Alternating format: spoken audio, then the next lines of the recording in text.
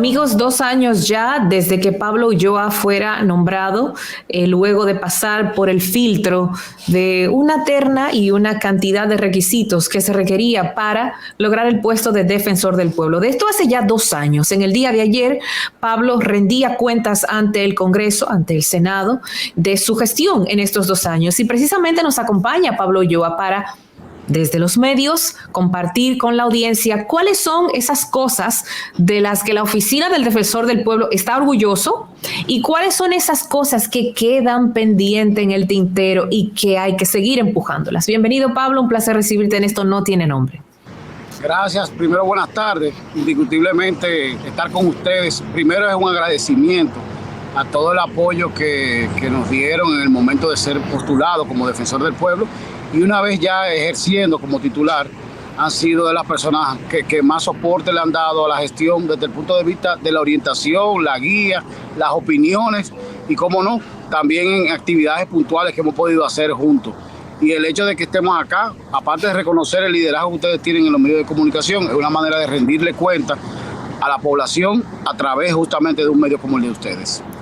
Gracias, gracias. Ayer decías que la Defensoría del Pueblo había atendido casi 15,000 requerimientos de la población. Dios santo, cuando hablamos de 15,000, ¿de qué estamos hablando? ¿De qué temas esenciales? Al menos de los 5 principales que resumen esos 15,000 requerimientos.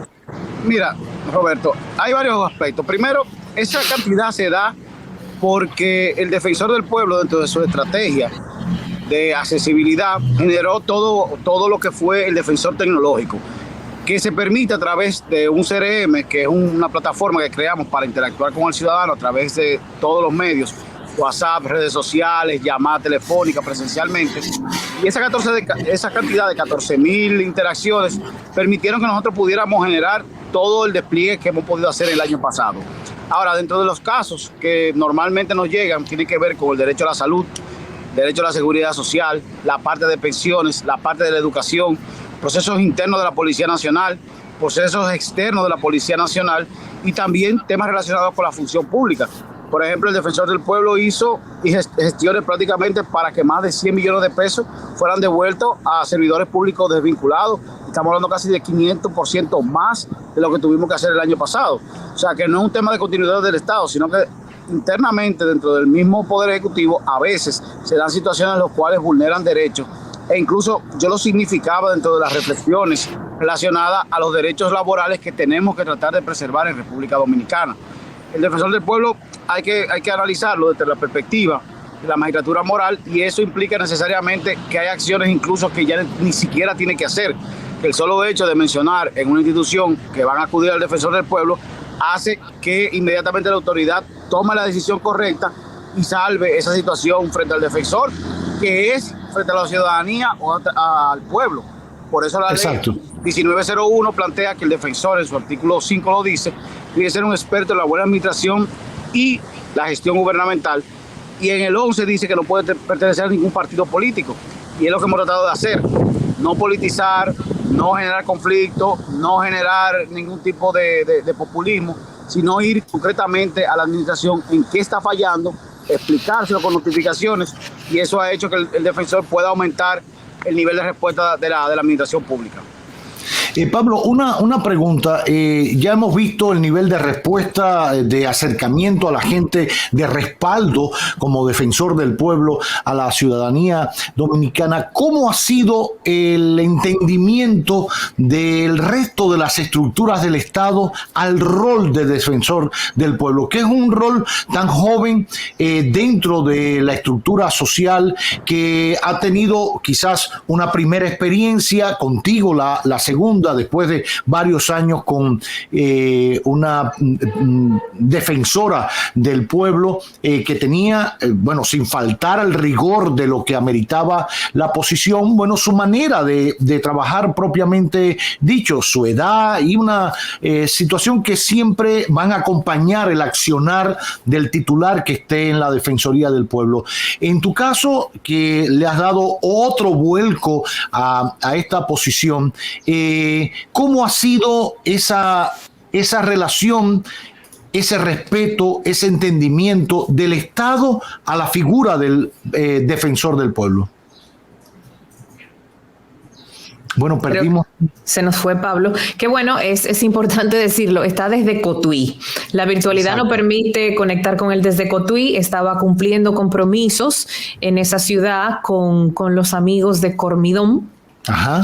Y entonces en el día de hoy los acompañaba en una actividad junto a la primera dama, me parece que nos comentó. Exacto. Antes de... En la inauguración de un INAIPI Exactamente. Exacto.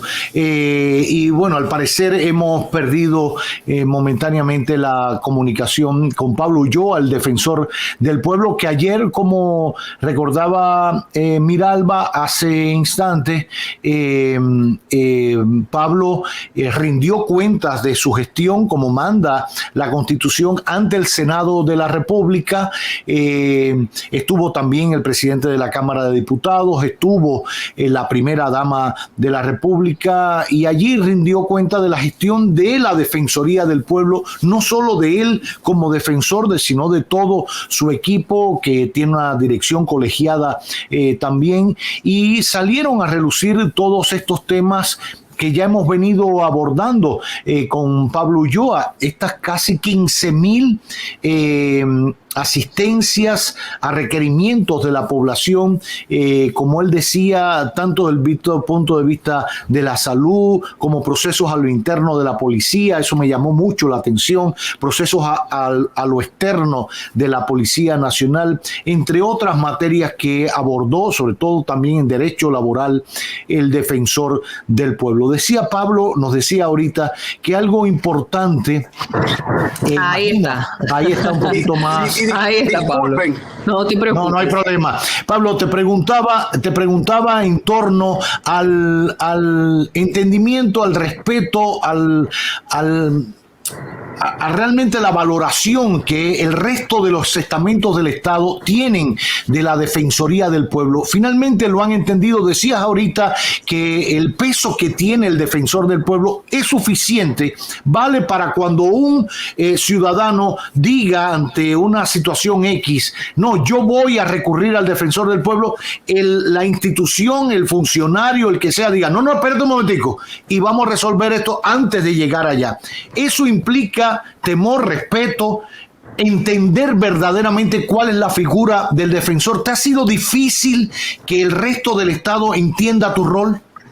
Mira, cuando yo me postulé, pensé que iban a haber más sometimientos de lo que realmente hemos podido hacer. Nosotros hemos tenido que someter unos 3 o 4 funcionarios desde el punto de vista penal porque no han querido responder al defensor del pueblo. Por ejemplo, hay una gobernadora que estamos esperando que ella entregue la documentación porque ya procedimos penalmente. El caso de Correos fue sintomático porque procedimos y fue destituido el funcionario.